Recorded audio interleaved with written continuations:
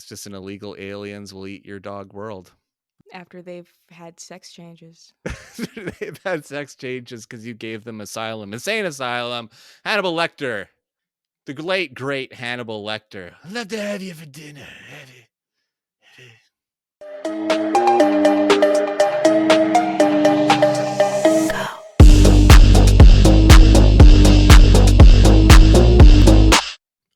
Hello, everybody, and welcome to What the Hell Should I Watch? I'm Steve Stebbing, And I'm Chloe Stebbing. and we are the weekly show of what we're watching, which may become what you're watching. And we come at you every Friday at 9 a.m. Pacific time on stevestebbing.ca. And I have for this week's movie, I was definitely a little trepidatious. Let's head right into it.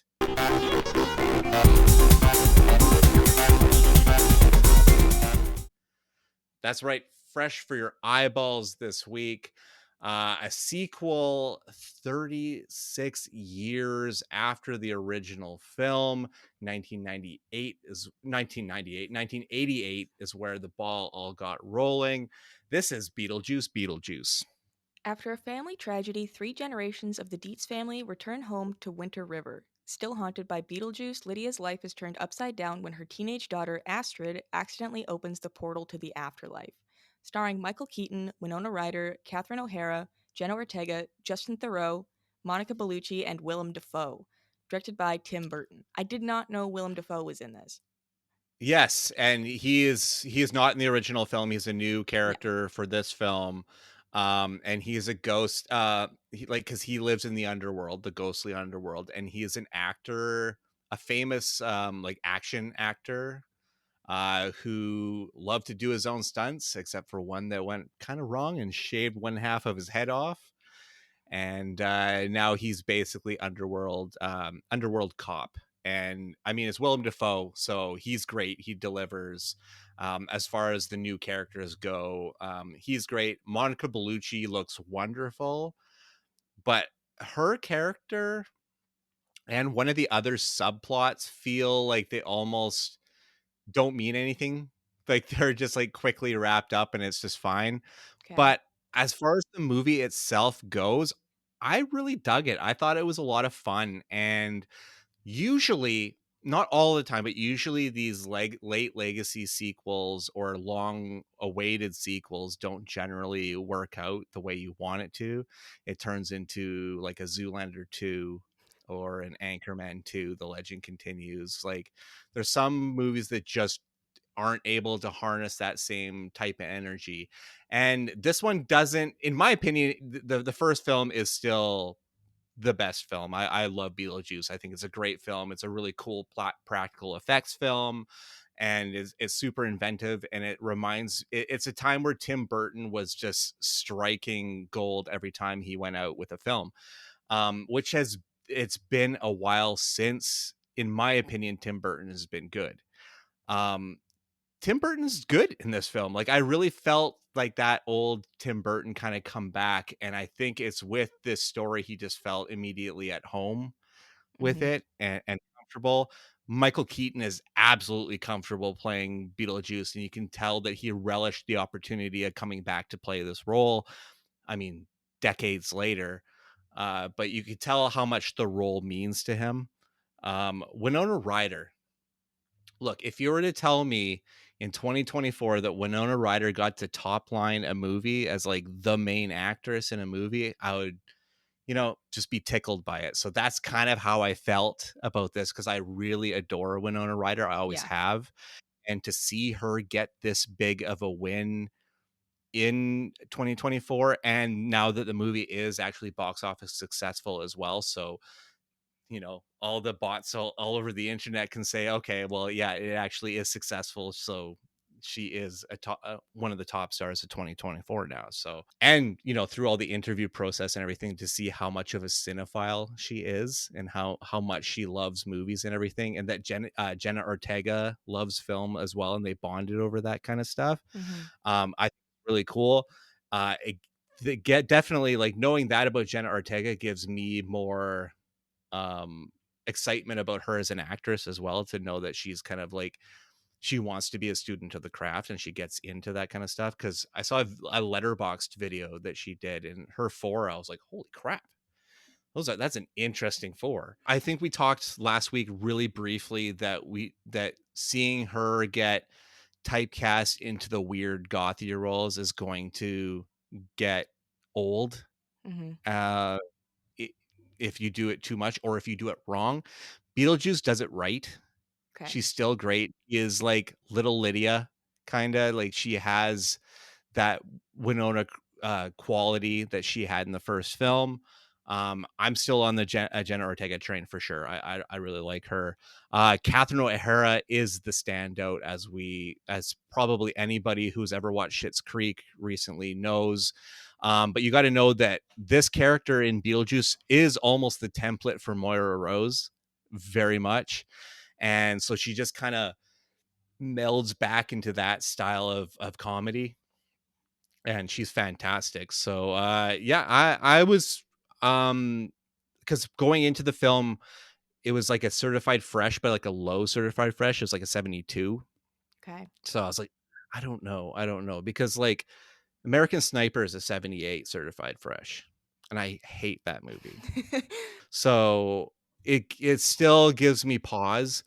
Um, but yeah, I really liked it. So and I think people should see it in theaters. It's one of those theater movies, and to see practical effects in this year is a big win as well, because sometimes that could be over CG'd out, and if there was like overly done CG in this movie, I think it would dull the palette that is Beetlejuice. So solid film. Have you seen the first film? Yeah. Oh, Okay. you're Yeah, asking I'm me just that? checking. I'm just checking. Offended. I know your aesthetic comes from it, so I just gotta check sometimes, you know. So you do have interest in seeing the sequel then? Yeah, I do plan on seeing it the following weekend after this one. I believe it'll still be in Okay, theaters by then. right before we get a crush of like a whole crap load of movies. Yes. All right, moving on. This one's going to be on Netflix in a little bit, but it's playing a limited release right now. It's His Three Daughters. This tense, touching, and funny portrait of family dynamics follows three estranged sisters as they converge in a New York apartment to care for their ailing father and try to mend their own broken relationship with one another. Starring Carrie Coon, Natasha Lyonne, Elizabeth Olsen, Rudy Galvin, Jose Phoebus, Jasmine Bracey, J.O. Sanders, and Jovan Adipo. Written and directed by Azazel Jacobs. On Netflix, September 20th. Yeah, so I got the early look at this movie. It's a little indie film done by Azazel Jacobs, who the last film I think that he did was with Deborah Winger and Tracy Letts, called The Lovers, and I really like his take on quiet indie drama with a little bit of comedy to it. And it's always performer based. Like your wow moments are all performer based. And I mean, the top line of this cast, which is basically you're spending pretty much the whole movie with these three actresses, Natasha Lyonne, Carrie Coon, and Elizabeth Olsen, who all bring it with their own nuance in each character. I mean, Natasha Lyonne is the one that stayed home with and still lives at the family home with their dad, works small jobs here and there, smokes weed, like she just hangs out in her apartment. She does sports betting. That's where she makes her money from. And just kind of hangs out just like a slacker character, which plays exactly into Natasha Lyonne as an actress, in my 100%. opinion. Yeah. And then Carrie Coon is the hyper tense, like bitchy, like here to get things done, no emotion type thing, but like way too much emotion underneath it, right? Okay. And then Elizabeth Olsen is like the former acid head that's now a mom and everything's so um she's like almost like a new age hippie and everything. Like everything's happy, put a happy face on everything, like nothing bad's happening. And all of these dynamics work as interesting fireworks that go off at certain intervals in the movie. And there's a scene in the third act that I'm not going to even get into spoilers, that as it was happening, I knew what the meaning was behind it. Um, but it is an emotional pull chain for sure.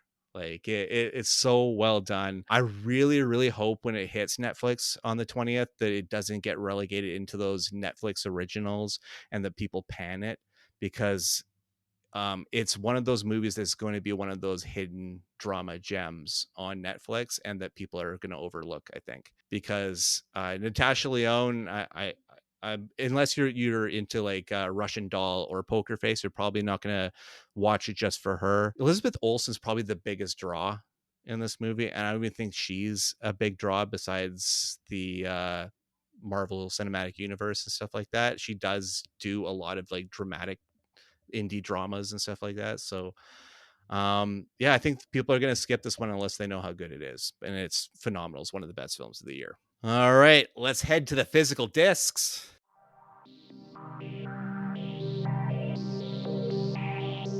That's right, on the blue. And this movie, Chloe, is one that my dad brought me to in theaters, because dads bring their sons to action films, especially in the 80s and 90s. That's just how it goes. And this is the 4K release of True Lies. A fearless, globetrotting, terrorist battling secret agent has his life turned upside down when he discovers his wife might be having an affair with a used car salesman while terrorists smuggle nuclear warheads into the United States. Starring Arnold Schwarzenegger, Jamie Lee Curtis, Tom Arnold, Bill Paxton, Art Malik, and Tia Carrere. Directed by James Cameron. Yeah, this is 90s. This is 80s, 90s Yeah, 94. incarnate. 94, I believe, to be, yeah, exactly. So it's definitely coded with the male gaze. Like that's definitely like a large part of this film, especially when it comes to the affair and everything like that. Like it's With a all used like, car salesman. They're gonna yeah, get right. It's so cliched. But I don't know. Arnie and James Cameron are such a great team for making movies. I mean, the Terminator movies are great. The two that they made, the original one, 1984, and then Judgment Day, are both phenomenal movies. And True Lies is a fun movie. It's well paced. It's great humor to it. I mean, a little bit dated here and there. Schwarzenegger was just a killer 90s action star, and this was also kind of um the second push, I guess, after she aged, for Jamie Lee Curtis, whereas all of a sudden she's playing suburban mom, but they have to sex her up for to be like a secret agent stuff towards the end of the movie. And that's where the male gaze is really like heavy. Like there's a striptease scene that I feel like watching it through your eyes would be a different, that generational shift, because now a lot of audiences don't want to see sex scenes anymore. They don't want to, like, they just kind of want to excise that out of the movie experience, and I can understand it. I really can. I can see the benefits and the gratuity of what it looks like. Yeah, So I have a problem with gratuitous sex scenes. I mean, you can heavily imply that two characters have sex without literally showing them have sex. To me, it just comes off as lazy writing. Like, oh, we don't know what to put here, so let's just have them bone for 5 minutes. Like, yeah, it's padding the time, yeah, that's essentially. exactly how it Yeah. comes off as. Well, this one doesn't have a sex scene in it, but they just have like a, like, he sends her on a mission type thing when because she doesn't know that he's a spy and stuff like that. So he's just basically, it's another part of the male gaze thing. He's trying to torture his wife for having an affair, Okay. essentially. But they made it funny. I don't know. I'm talking down this movie, I guess. Jamie Lee Curtis is incredible and incredible looking in this film. She's in incredible shape for this film, and I love that Jamie Lee Curtis is still currently like in a new renaissance right now, because I love that woman so much. Yes. She reminds me a lot of my mom. Dude, every single time I see her, even Julius, every single time she's on the TV, he's like, "I can't get over that she looks like your nana." This is a universal thing. Yeah, it is. Okay, cool. We're all on the same page. But yeah, she reminds me a lot of my mom. Uh, Tom Arnold is not an actor I generally like, but he's great in this. He's comic relief. He's like the partner to the sidekick to Arnold Schwarzenegger, and he's got some really funny lines in it. But goddamn, do I miss Bill Paxton? He's an actor that just exudes fun and exudes character every time he's on screen. And it's a serious loss that he passed away. I think it was 2016.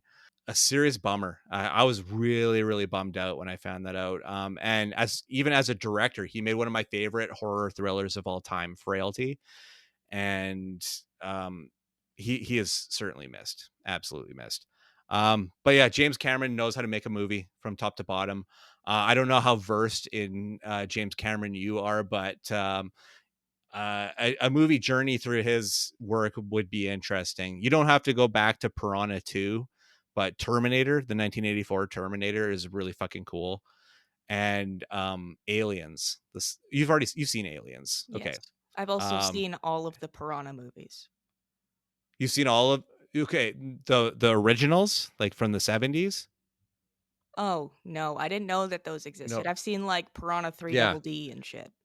No, not the newer ones. The 3 Double D is John Gulager, who did the Feast movies, Okay. and the remake, the Piranha 3D, The one with Adam Scott? was yeah, that was Alejandra Aya, who did like The Hills Have Eyes, High Tension, Mirrors, was the crocodile movie with Crawl. Did I really Crawl. liked Crawl.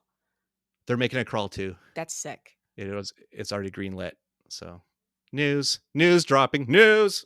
Oh, and also there's going to be a bucket for Terrifier 3, so you can get your art head bucket of popcorn. Nice. That's awesome. News. What were we talking? Oh yeah, James Cameron.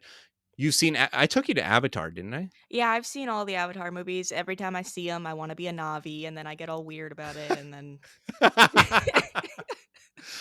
I liked Way of Water. I saw it in 3D. I enjoyed it. Yeah. Yeah, I don't so know. did I. It was okay. I really liked seeing other Na'vis. I wanna see red ones now. I wanna see purple ones. Yeah. I wanna see green ones. I Yeah, wanna well, see all of them. he's not right? Navi world. Yeah. Let's go all over Pandora to all the Navis of the world of Pandora. But anyway, True Lies is still great.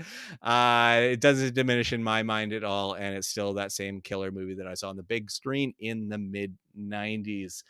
Let's get to what you can stream into your homes.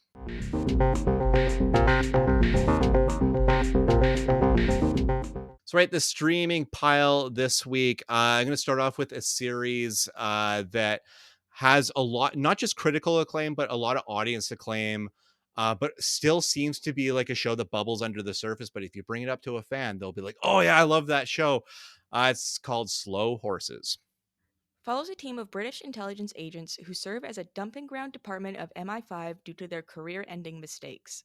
Starring Gary Oldman, Jack Lowden, Kristen Scott Thomas, and Jonathan Pryce. Created by nobody. There's no name here. Oh, Available sorry. on Apple TV Plus. It's just based on a book. It's hard to find you can only find writers. You can't find because usually they have a showrunner or a creator, and I Mhm. cannot find who runs this show. But this is one of those hidden gems on Apple TV that is constantly brought up in the conversation of best shows on television. And it's really all down to Gary Oldman. His character, Jackson Lamb, is basically the headmaster to the misfits of spies. Like all these agents that have had these big fuck ups in their career and are considered written off. He goes, instead of send them my way, and he just treats them like shit, kinda, but they all still work really well together. Like it's a really really interesting show. He says at one point, they're all assholes, but they're my assholes. Like it's the character work in this show is just needs to be talked about more. And like I said in the intro, like when you bring this show up to people that are watching, they're like, oh my god, are you watching Slow Horses? Like they're excited to talk about it. And I mean, Kristen Scott Thomas is kind of Gary Oldman's disgruntled counterpart. Like she is actually running a major operation in MI5. Like she's not a misfit at all. She's like basically proper. Like she has no blemishes on her, and their meetings are really really great. And if you're a Gary Oldman fan, you got to get into this show now because if what I read around the season 2 release is right, this is his swan song. Once the show's canceled, once the show is ended, he's retiring, which is like big because Gary Oldman is Gary fucking Oldman. He's Yeah. one of the greatest actors in my lifetime for sure.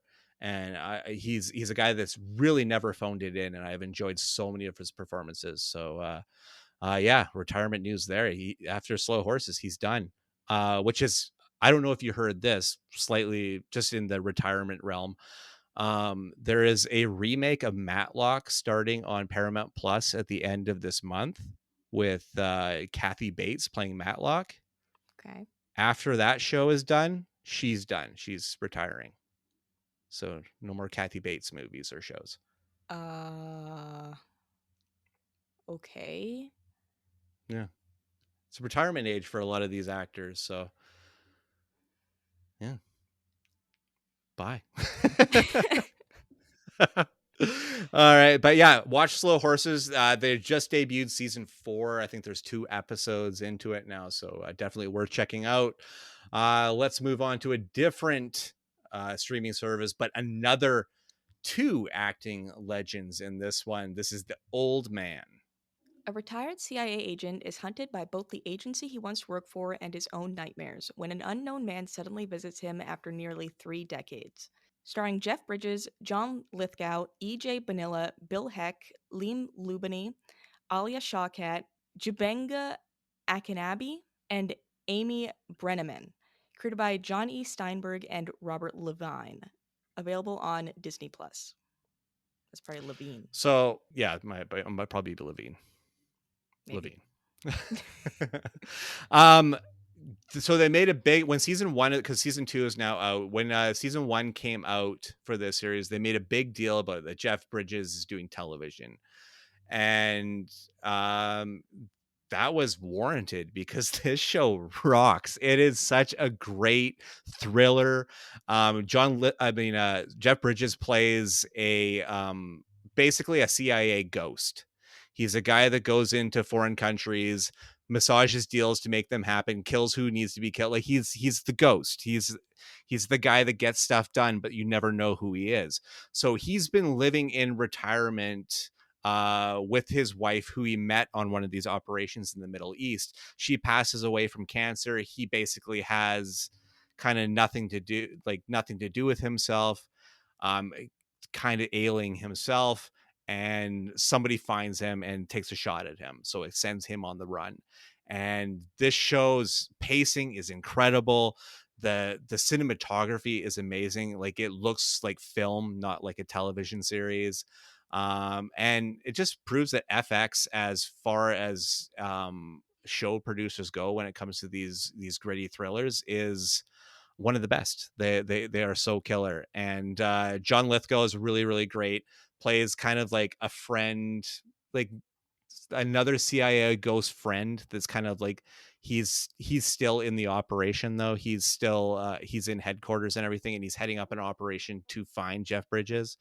And John Lithgow is fantastic. So whenever you have 2 of the best, Jeff Bridges and John Lithgow, conversing together, is just acting gold. Amy Brenneman is in this series. I have not seen her in such a long time. She was the lead of a drama for years called Judging Amy, that I feel like every mom or grandma watched. Like it was like one of those syndicated shows that it was just like, oh, okay, well, Judging Amy's on. And Alia Shawkat, who just showed up in Blink Twice, our lead film last week, always doing really great work. And her connection to Jeff Bridges is really great in this. And just like Slow Horses, this is one of the best shows on television. I was really hoping it would get a season 2, and I'm so happy it's here. And I think people should watch it, especially if you love the dude, Jeff Bridges himself. Definitely check it out. All right, let's move on. Something animated. This is Terminator Zero.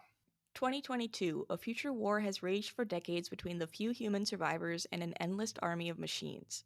1997, the AI known as Skynet gained self awareness and began its war against humanity.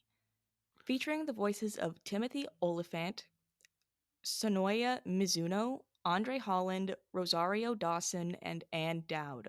Developed by Matson Tomlin, available on Netflix. And Mattson Tomlin, besides writing the accompanied comic book for the Batman when that Robert Pattinson Batman came out, which is a really good comic book to a really great movie. Um, he did a movie with Chad Hartigan directing called Little Fish, and it was Olivia Cooke from House of the Dragon and Jack O'Connell from Skins. Well, a long time ago was in Skins. Um, he and it takes place in a world where there's a virus that are making people forget.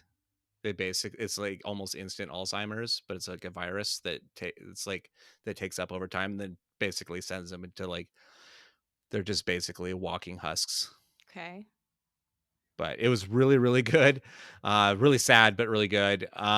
So he's headlining this Terminator series, which is the James Cameron Terminator, just like we were talking about. But this is the first time they've done the animated version of it. It's done in an anime style that I know these American voices were redubbed over an original like Japanese cartoon. So some of the action is a little bit hard to follow in parts, but it is really gory, really violent, and at times really beautiful. And each episode is probably around 22 to 24 minutes long. And I don't know, I'm enjoying it so far. I haven't quite finished it yet. And the multi-timeline stuff's kind of interesting as well. The opening scene is really, really cool. And it was actually released on August 29th, which is in the movies. That's Judgment Day, August 29th, 1997 is the day that Skynet goes sentient and kills us all. But that's already passed, so we beat it for this year. 2024, not touching us. Other things will come and kill us, and then they'll come and eat our cats. One more on the streaming list this week, and it's a good music dip for me. It's Lala, the story of Lollapalooza. In the summer of 91, the Lollapalooza Music Festival was born. What started as a farewell tour for the band Jane's Addiction rose from the underground to launch a cultural movement and change music forever. Available on Paramount Plus. And I am a sucker for a music documentary. And when you stretch out a music documentary to a full length series, I'm so much more on board. And kind of I did watch a festival documentary not too long ago on Netflix. I forget what the real full title was, but it was about Woodstock '99, and I think it was called like Shitstorm or something like that. And but that's basically about the destruction of a festival. This is about the creation of one, and it's really funny because yeah, this festival Lollapalooza, which is still going to today, because I think Chapel Roan just headlined a Lollapalooza recently, which is just a crazy story in its own. But it was meant to be the farewell tour for Jane's Addiction because Perry Farrell, who is prominent on this in this documentary series, seems to be the frontman and lead singer of a band that is always perpetually moving on to the next thing. Like, I've already done anything I could in Jane's, so I'm gonna move on. And he's done that like 3 or 4 times throughout his career. So it's just like he's like always feels like his job is done until it's not done, and they have to come back and make more, right? But I think that's very funny as a creative to be like, I'm finally done. No, I can come back. No, I'm finally done.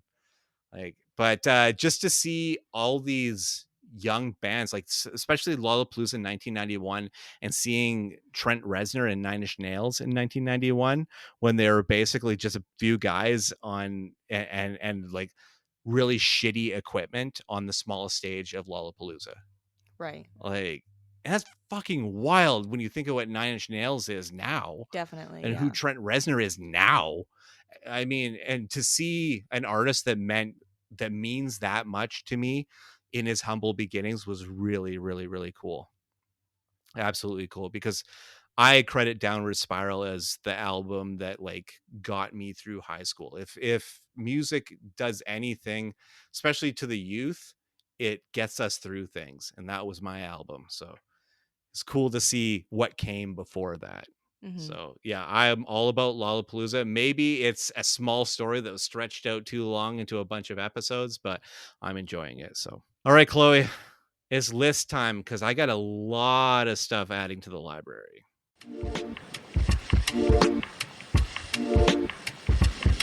That's right. New to the library. I know Chloe loves when I do these big long lists, but they like sent me like 8 things this week, so I have to knock them off. It's just the way it goes. First up, they did a 4K release of Can't Hardly Wait. This film's from 1998. Jennifer Love Hewitt, Ethan Embry, Seth Green, Peter Facinelli, like a really deep cast. Lauren Ambrose is in this. It's a deep cast of and just very indicative of a time where teen comedies were really the movement. Like American Pie came out and everyone was like, "Whoa, like we got to make that kind of a movie, right?" So Hardly Wait was one of them. And I think it is a totally underrated classic in my mind. I still really, really love this film. But they came with all new features on this one. Like there's 10 alternate and deleted scenes.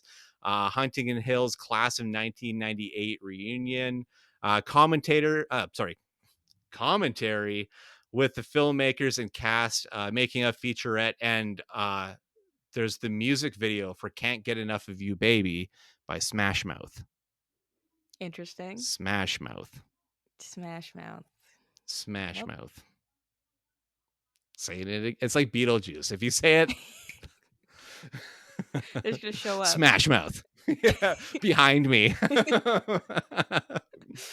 Ready to play Can't Get Enough of You Baby, followed by All Star. Next up, they sent me the complete series of Succession, which is like HBO's baby for the last 5 years or so. That's the show they've been pushing. If it wasn't a fantasy series like Game of Thrones or House of the Dragons, it's Succession, baby. And it's a reason I say it's this reason that industry didn't get the big push it's getting now is because Succession was still around.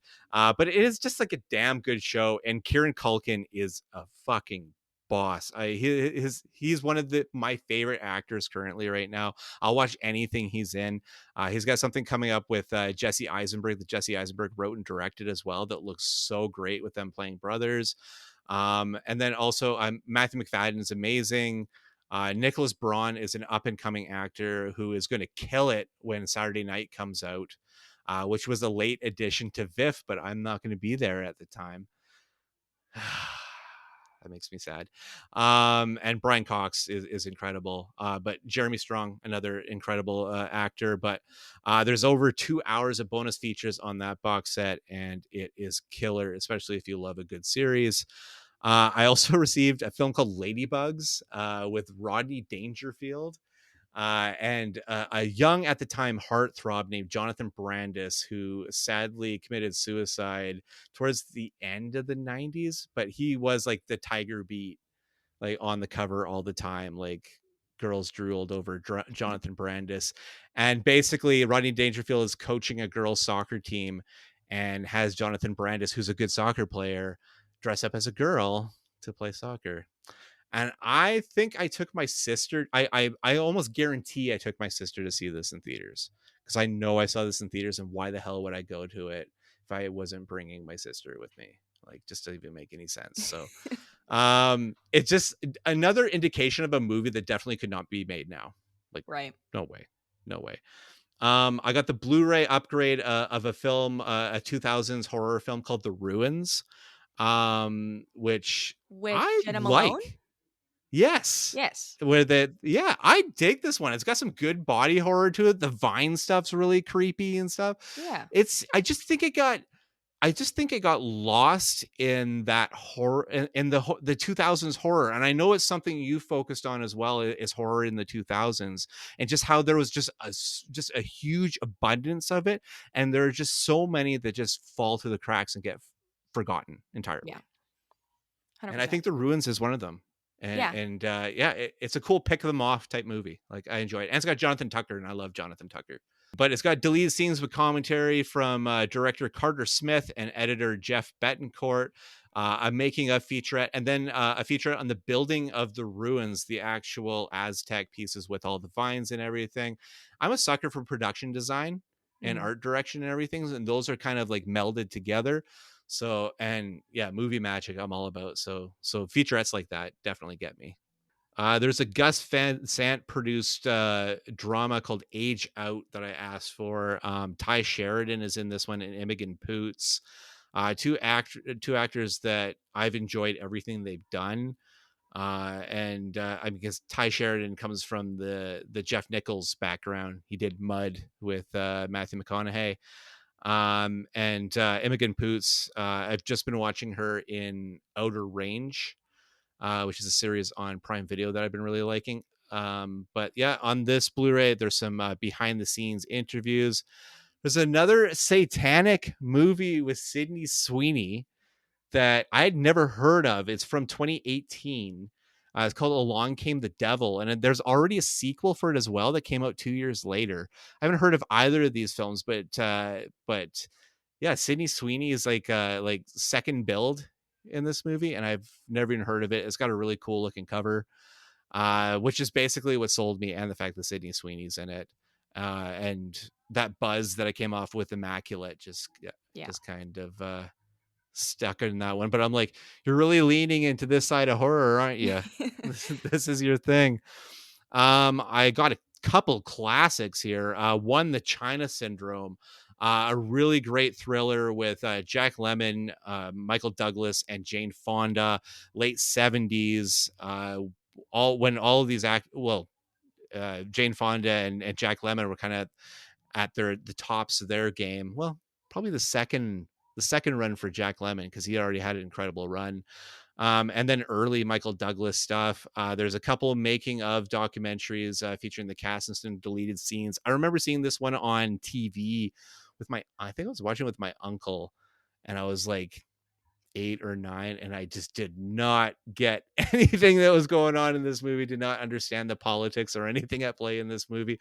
So I'm really happy to reevaluate it and look at what it looks like from an adult's perspective that actually knows what the fuck's going on. Another one, I got three left. Bear with me, three left. I got Bolero with Bo Derek. It was directed by John Derek, her husband.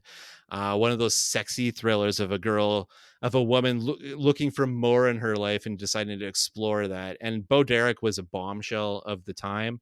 So this movie is just capitalizing on that in 1980 and just kind of going forward with a woman's escapade. So I mean, it's a classic film, MGM Blu-ray, so I decided why not pick it up.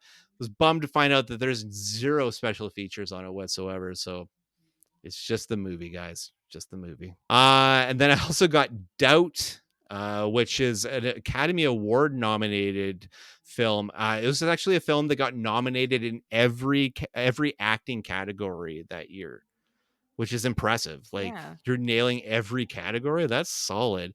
But I mean, this is Philip Seymour Hoffman, who rest in peace. I miss that guy all the time. One of my favorites for sure. Meryl Streep, Viola Davis, and Amy Adams.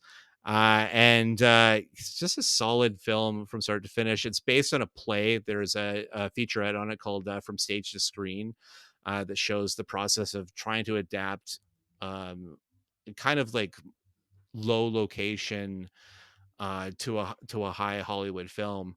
And then one that focuses on the amazing cast of this film, as well as commentary with writer and director John Patrick Shanley.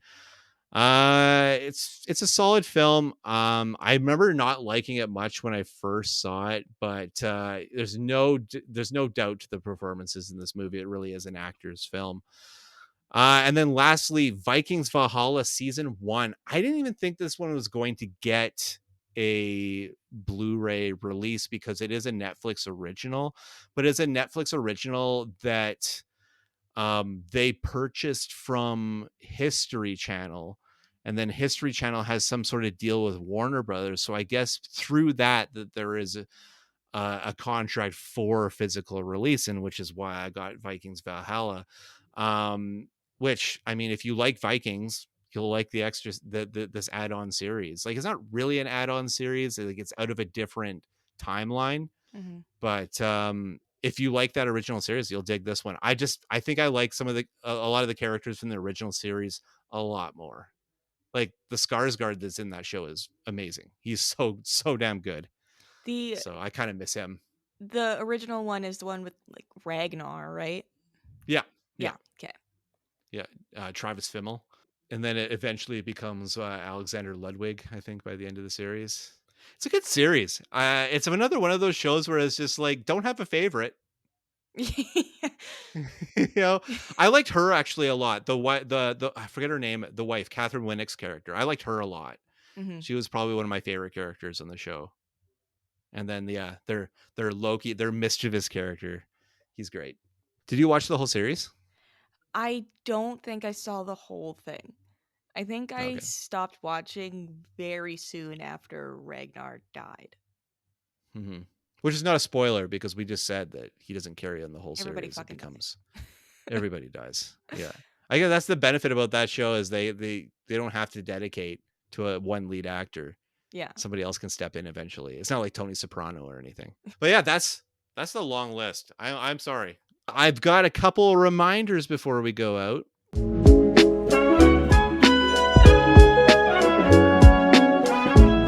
Yes, this week's reminders. Inside Out 2 is going to be on Disney 4K and Blu-ray. I don't have the research of when we reviewed this, but I know Chloe reviewed this one first, and I reviewed it the week after. Yes. And we both gave it good reviews. I think it's better than the first film. That's my personal opinion. And you didn't. I didn't think it was better than the first film, but I do still think that it is a very, very good children's film. And one's good to watch and it has good values to it, I think. It's very, very important, yes, and it is enjoyable to watch for all ages. And the other one this week is Late Night with the Devil. I reviewed it back in release. I think it would have been May. That was the release for that film. You saw it the week after, I think, week or two after. Yes. I think And it was the both, week after. I think it's one of the best movies of the year. I think the movie is incredible. I think if you love horror, you have to see Late Night with the Devil if you haven't already. If you're a horror fan, I don't see you not having seen this film. Yeah. You've probably already sought it out because the buzz is there no matter where you go. Like, you're on Reddit mostly, right? So you Yes. probably saw a buzz for it there. And it's so well done on like a shoestring budget, but still makes it look like $1 billion. Like, it's fun. It's and so many great surprises to it. Definitely one I'm going to pick up. I think RLJ Entertainment is the releaser on that one because they do all the Shutter releases. But it's definitely one that I'm going to be adding to my collection. And so that is it. What am I going to talk about next week?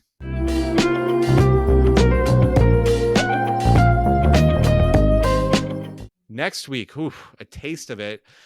Um, I have like anxiety about this movie. Because the movie I'm seeing for next week is Speak No Evil. Mm. James McAvoy, Mackenzie Davis, Scoot McNairy. It is a remake of a Dutch or a Danish film. Have you seen the original film? Not yet. I can't decide if I want to see the new one first or the old one first. Well, from what the reviews, the advanced reviews that I'm saying is James Watkins, who's directed this remake. He directed Eden Lake. Did you ever see Eden Lake with Michael Fassbender and Kelly Riley? I don't think It's so. it's such a bleak and disturbing film. Like, Okay. it's almost like that Severin and Fiala.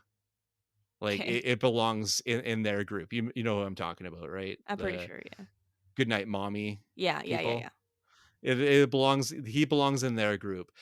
But he said that he changed things for a different sensibility. So I'm like, okay, well, it's gonna be a bit different. But the first film has the original film has such realistic bleakness to it that the processing of it took a while for me. and just to fully like breathe in that moment. So I almost beg you to watch that first film Before? because before, Okay. yeah, yeah. Let's get on the same page, on the same level for when we see for because you're interested in seeing this one, right? 100%, yeah. Yeah, yeah. So and James McAvoy just looks terrifying. But the internet hates this movie already. They said the trailer's Mm. been played over and over and over again. And yeah, I mean, I Yeah, think I've seen it most yeah, times. they've really ramped up the marketing for this. Yeah. So and people are saying that James McAvoy is like overacting. So I'm like, no, he's James McAvoy. You're wrong? Yeah, exactly. Thank you. I'm always happy to come back to the voice of reason here and figure it all out. But yeah, Speak No Evil will be the movie next week. That brings this episode to a close. I'm Steve Stebbing. You can find me at the Steve Dead. I'm I don't know why I Chloe. introduced You can myself again. yeah, now I'm doing it too. You threw me off. You can find me on Twitter at the Steve Dead. You can find me on Letterboxd at HoneyBunChloe. You can also find Steve on more places than just Twitter. You can also find him on Letterboxd and Threads and all the other Right. places. Okay. Okay, do you want me to redo that again? You can find me on Twitter, Instagram, Letterbox, and Threads at the Steve Dead. You can find me on Letterboxd at HoneyBunChloe. You can find all the episodes of this show at stevestebbing.ca and also go to the YouTube page, Steve Stebbing, and just give us a like and a subscribe if you haven't already. We're also on shiftheads.ca, and the Facebook group there has 4,000 members. You can also hear my voice on the podcasts after the credits with Marina, Bell, and Melissa. Our next episode will be on Rebel Ridge, which I've already talked about on this show. And I'm also on Tremble, the horror podcast with Kurt and Taylor. And our last episodes were on Popcorn and Phantom of the Mall, Eric's Revenge, which is a movie. And you can also hear me on Shane Hewitt and the Night Shift, News 1010 on the iHeart Radio Network. It's Fridays at 8 p.m. Eastern Time and then rebroadcast over their network.